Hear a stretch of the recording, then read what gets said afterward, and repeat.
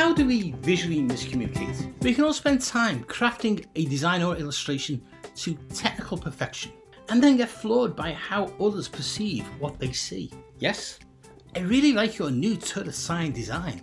They don't realise they made toilets. We've all done it. Hopefully we have all realised before the job gets printed.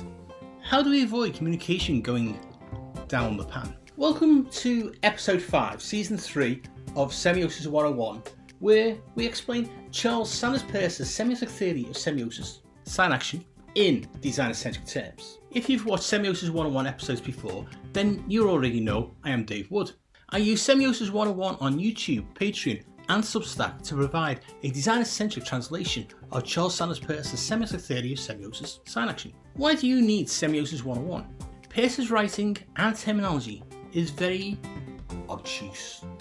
On Semiosis 101, I translate Peirce's brilliant theory into language creators will understand and can follow. After all, we study design and illustration and not philosophy, so we need theory centered to creators' needs. Yes, that is why you need Semiosis 101. Season 3's semiotic theme is semiotic encoding, with a focus on how audiences make interpretations. What this season's theme means to you as visual communicators is that at long last you will see what semiotic signs can be, are, will be. We will build your confidence to encode semiotic sign action into your own designs or illustrations during your own ideation phase to enhance visual communication. So far in this season we have spent 4 episodes exploring within Peirce's pragmatic semiotic theory of semiosis how people interpret. This is at the phenomenological level of perception, which unlocks for creators ways to trigger that perception. Peirce helps to explain that how at the micro levels of our visual language decisions, a simple line or shape can be meaning bearing. Each line, shape, colour, mark, etc. used in designing or illustrating can begin to iconically visually communicate something to someone. This is at the level of qualities, familiarity, resemblances, and possibilities. This lower semiotic sign classification is a Qualisign. A Qualisign is the first semiotic sign classification out of 10 classifications of how meaning is communicated. We will cover these 10 signs later in season 3, but for now, we will explore how Qualisigns and iconic representation form our basic communicational building blocks. Hit subscribe to this YouTube channel and I will explain. What is there in plain sight but not there perceptually? Yes, that is correct. It is a riddle. Everything has a quality in phenomenological parlance, an essence. We can quantify our world with data, lengths, widths, depths, mass, weight, height, quotas, etc. But quantifying does not explain the esoteric and existential qualities of lived experiences, of audiences' life worlds. We turn to psychology, philosophy, phenomenology to help understand experiences. We can define the moments of lived experiences, of social encounters, of the daily encountering of the products and things we use emotionally, subjectively, and irrationally. We cannot quantify the quality. But as designers and illustrators, you are tasked every day to visually communicate to irrational, subjective, and emotional humans. You are designing as much for their heart as for their minds. Peirce's Qualisign, which I have introduced to you, is the first building block in your creative warehouse of building blocks. Together with iconic representation and the romantic possibility of meaning, a Qualisign forms the most simplest of 10 semiotic sign classifications. To begin encoding semiotic signs, it begins with a quality and nothing more. Remember, Peirce says nothing is a sign until interpreted as a sign. The act of interpretation is triggered by perception. Perception is triggered by these early encoded semiotic levels of employing qualities, familiarity, resemblances, and possibilities. These qualities are things already known to the target audience from within their life worlds. They have in their lived experiences encountered similar qualities. The possibility of a drawn line being more than itself rests on its drawn stroke weight and path it takes across the page. A simple line is a simple line until it is perceived as a possibility its shape is similar to X that the audience has experience of. This perception of possible meaning of a simple line as something else is in the subconscious mind of the audience. Does the line suggest the quality of a tree trunk, an animal's back, a letter, etc.? Depends on context. The line is a mere mark, but a mere mark that can, to someone, begin to mean something more, or not. Too often creators believe semiotic signs are something tangible they make and quantify as that is a semiotic sign. Too often creators ignore the fact that everything they design or illustrate has the capacity to visually communicate meaning. Semiosis offers creators to ensure they enhance visually communicating the intended meaning.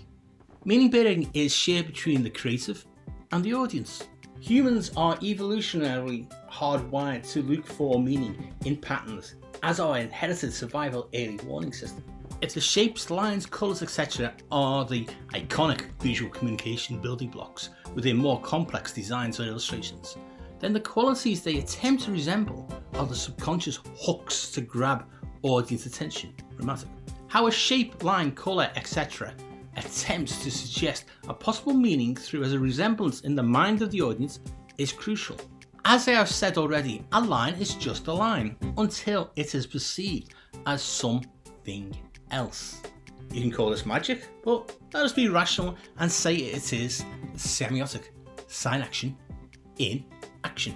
Is the audience's perception of a simple line as something else correct? Check out episodes 3.1 to 3.4 for details on the immediate dynamic and final effects on interpretation.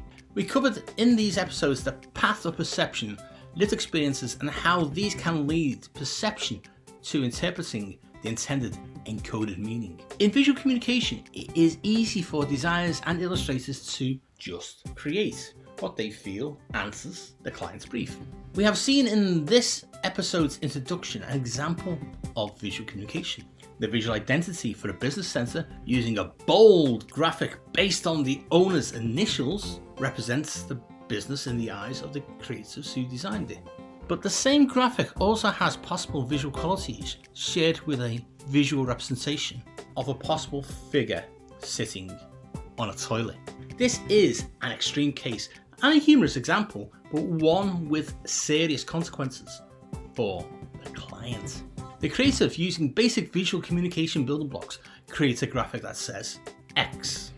Some audience members sees Z, then everyone can only see Z and not X. The client needs the audience to focus on X. The creative never intended to ever put Z in the minds of the audience. The creative and the client are mortified that anyone could see X but interpret Z.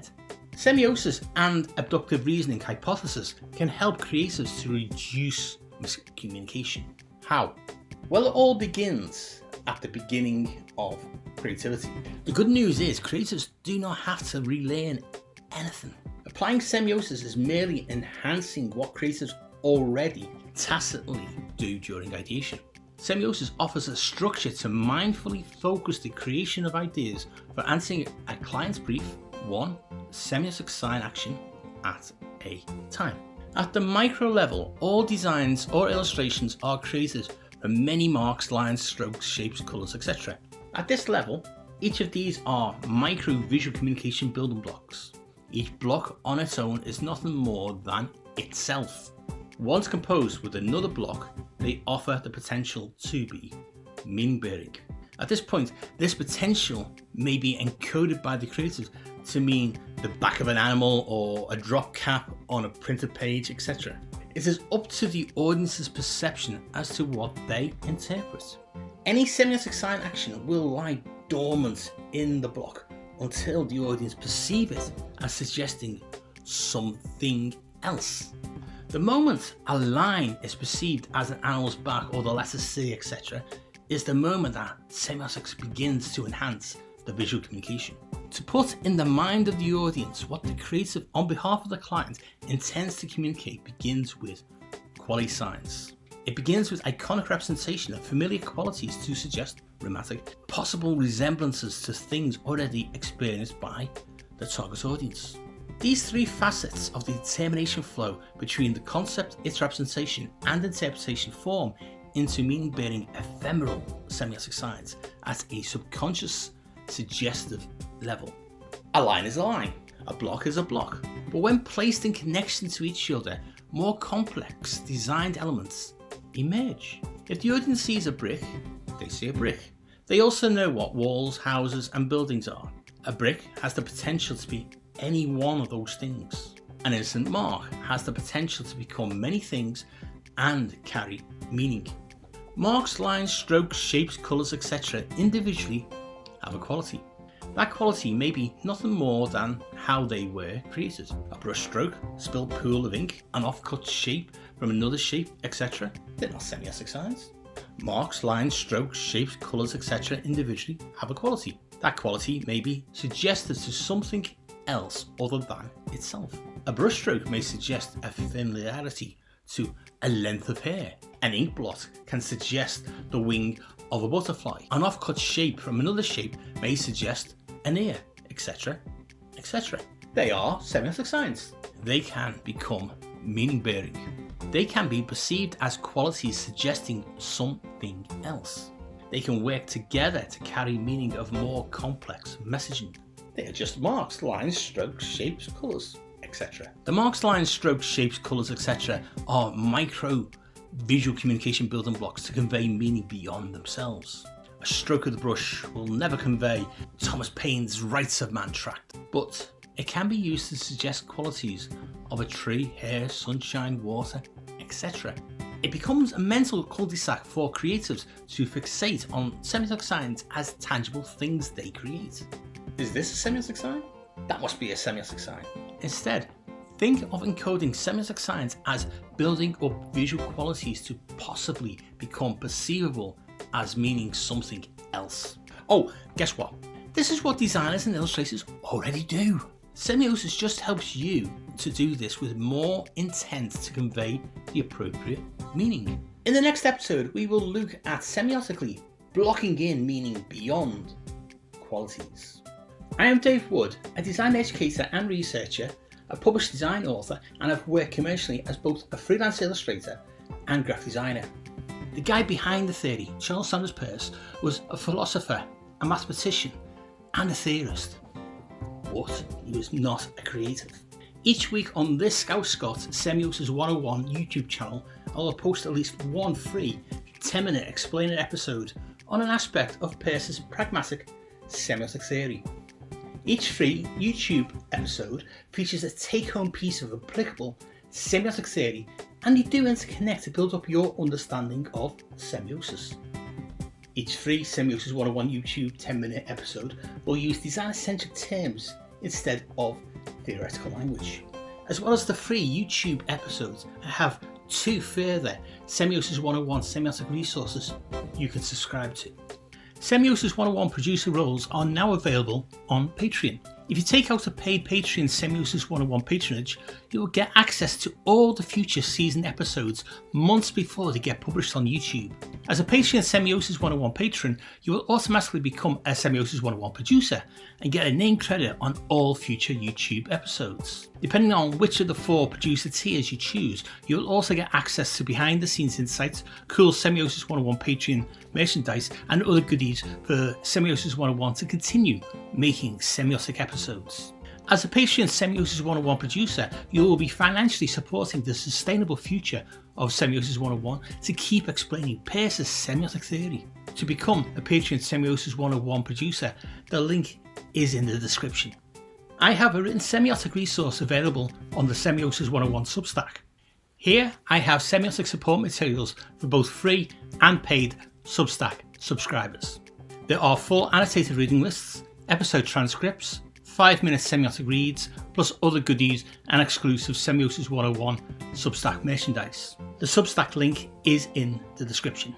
As a fellow creative and a published design author, I also have a link in the description to my main Scouse-Scot website. If you're interested in reading my semiotic Rosetta Stone academic writing, then you can visit my academia.edu link in the description. Any other books on Persian semiotics or design I've mentioned in the episodes are also listed in the description. Check them out too. Thanks for watching. Check out the other Semiosis 101 episodes, like and share them with your friends.